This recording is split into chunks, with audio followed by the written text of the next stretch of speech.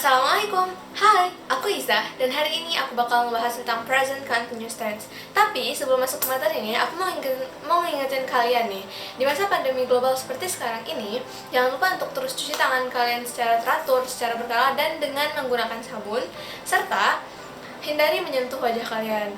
Nah, tetap di rumah aja, dan kalaupun kalian perlu keluar rumah untuk membeli mungkin kebutuhan kalian, tetap mengikuti prosedur yang telah dihimbau oleh WHO atau Organisasi Kesehatan Dunia, dengan menjaga jarak fisik dengan orang lain, menghindari kontak fisik, dan tetap menggunakan masker.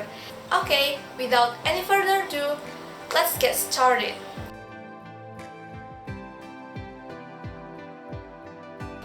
Jadi, present continuous tense merupakan tenses yang digunakan untuk menyatakan sesuatu perbuatan yang tengah berlangsung saat ini.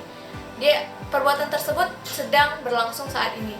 Nah, jadi, formula untuk present continuous tense untuk kalimat afirmatif ataupun positif adalah subject plus to be plus verb plus ing. Untuk penggunaan to be itu sendiri, untuk subject I, to be-nya adalah Untuk subjek you, they, dan we, to be-nya adalah are. Dan untuk subjek she, he, dan it, to be-nya adalah is. Nah, contohnya, I'm talking in front of the camera.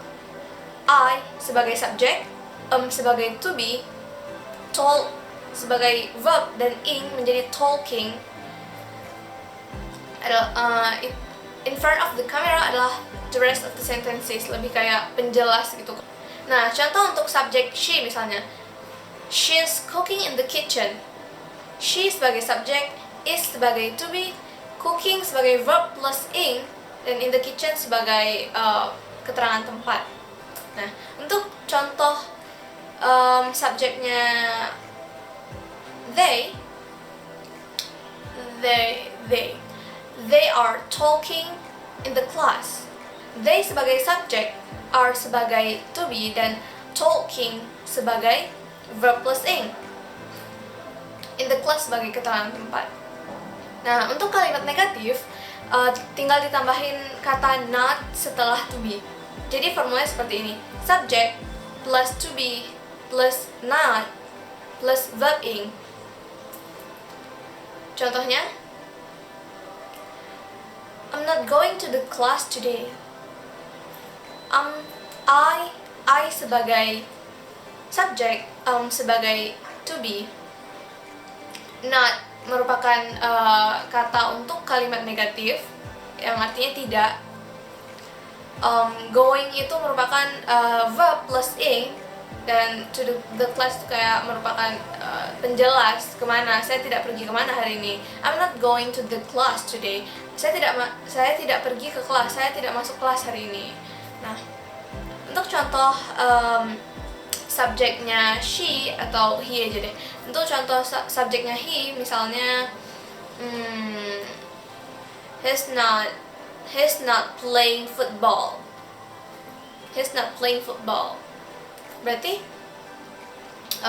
he sebagai subjek, is sebagai to be, not untuk untuk kalimat negatif yang menyatakan tidak, dan playing sebagai verb plus ing.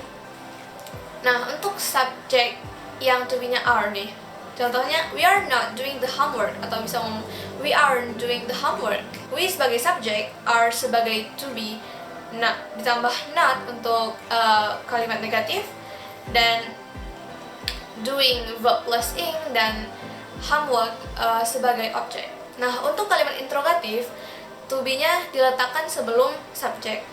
Jadi, formula untuk kalimat interrogatif atau kalimat tanya dalam present continuous tense adalah to be plus subject plus verb plus ing plus the rest of the sentence. It could be object or complement. Contohnya, am I playing gadget? Am sebagai to be, I sebagai subject, playing sebagai verb plus ing, dan gadget sebagai objek. Contoh lainnya, is she crying in the class?